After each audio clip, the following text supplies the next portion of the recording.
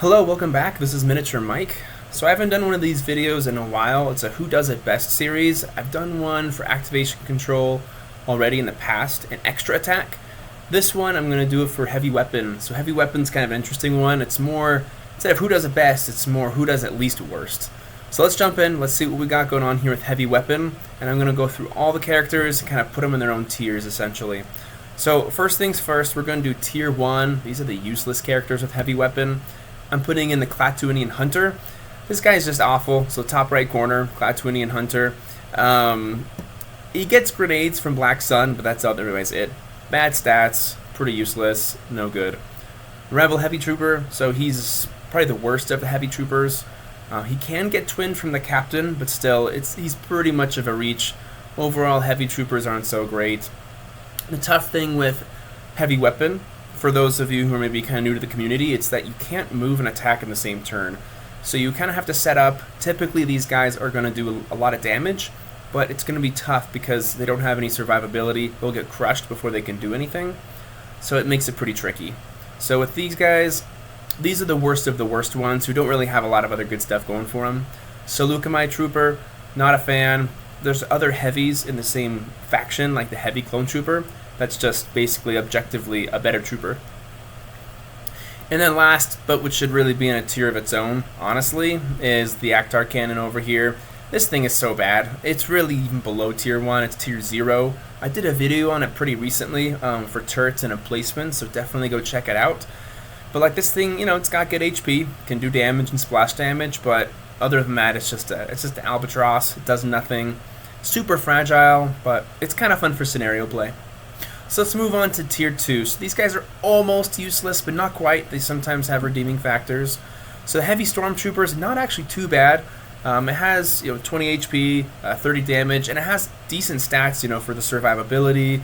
It needs some help with doing more attack, but for a heavy, it's actually not too bad. You can play around with it. You can maybe do some swapping, with Thrawn or something like that. Some CEs can help it a lot. For example, you can get a lot of defensive commander effects and make these guys hard to hit, and they can do a lot of damage. So still not optimal, but not as useless as the other guys in my opinion. Heavy Clone Trooper in that same tier, it's just better than the Seleucami Trooper, so therefore I had to put it above it. Senate Guard, these guys, they do double as a crappy bodyguard. They're not, when it comes to bodyguards, and I will do a bodyguard video someday about this, they're not very great bodyguards, but they can perform that function. And they do have solid defense, like solid stats all around, so you can kind of, they can be a little bit useful, I suppose, but you're not going to see them much. And last is the Snowtrooper The-Web Blaster, kind of fun, lots of firepower, bad survivability, but definitely much more useful than the Actar Cannon for sure. So these guys, they're almost useless, but you can find uses for them, they're not too bad. Next, these guys are a bit frisky in tier 3. So the tier 3 is the Godel Fringer. So the reason I put the Godel Fringer up here is, other than its obvious power of disintegrations, it's terrible. It doesn't really do much damage.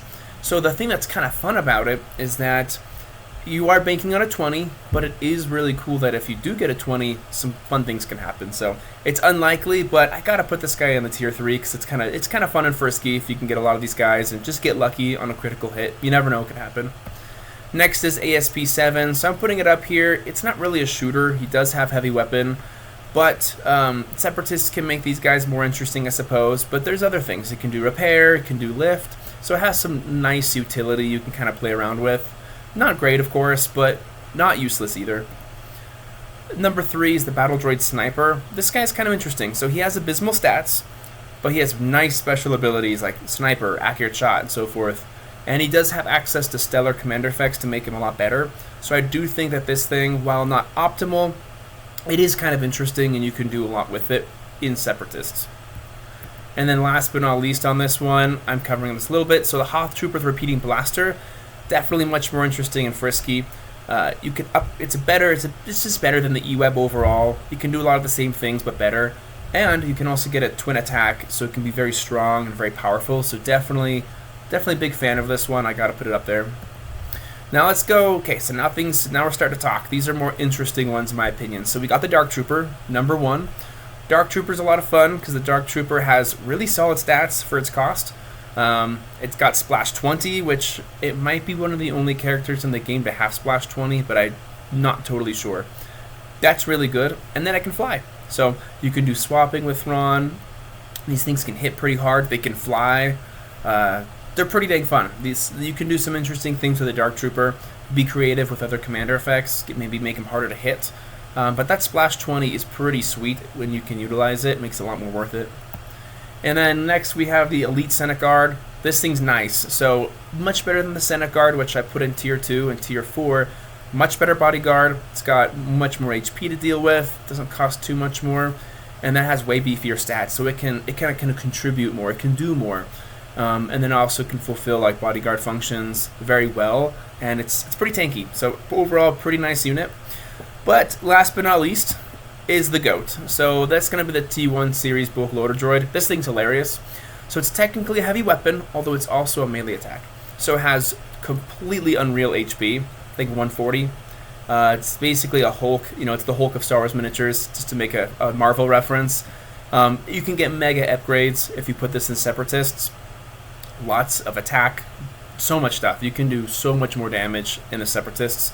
You can do heavy lift, which is nice. You can do some utility with that. And then melee reach 2 is also just another cherry on top. So this thing is incredible, and is technically limited by heavy weapon, but honestly, it's not really a big deal. Like, even if this thing gets next to you once, and it hits you once or twice, it's already worth it, and it's fantastic. So either way, I'm going to minimize myself right here, make myself pretty small, but this is just kind of a matrix of all of those characters. You got the rating from Blue Milk, based on how good or bad it is, special abilities, and then all the stats. I figured I'd throw this on here for anybody who's interested in checking it out, just to compare them all, and this is kind of what I use to compare. But either way, I hope you guys enjoyed this quick video going over the heavy weapon characters, and briefly talking about who's good, who's bad, who's interesting, who are some of the awesome ones. So that's kind of how I break it down. Heavy weapon, not a great thing, but some people are able to get around it much better than others. So anyways, until next time, have a good one.